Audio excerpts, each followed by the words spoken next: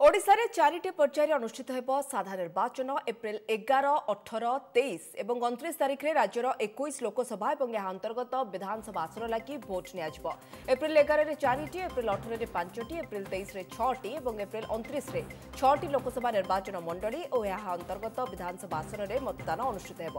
2014 निर्वाचन में राज्य में 2टी पर्यायर मतदान करा जायतिबा बेले एथर चारिटी पर्याय निर्वाचन करा जाउछि। सुरक्षा दृष्टि निर्वाचन पर्यायर एभली वृद्धि करा पछरे केन्द्र निर्वाचन आयोग कहते चलित थर ओडिशा रे मोट भोटर संख्या 3,18,787 बेले नुआ भोटर संख्या 11,98,000 वृद्धि घटी। पुरुष भोटर संख्या 1,63,37,310 बेले महिला भोटर संख्या रही 1,54,60,545।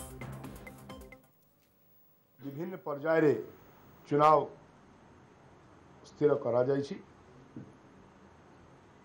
या पछरे जो मुख्य चिंताधारा रही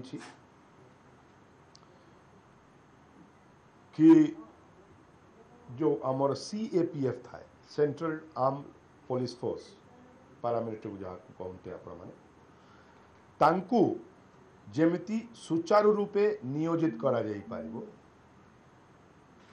तांको ठीक समय रे गोटे चरण पर आउ गोटे चरण जो जगह चुनाव होउछि सेठी नियोजित करा जाय।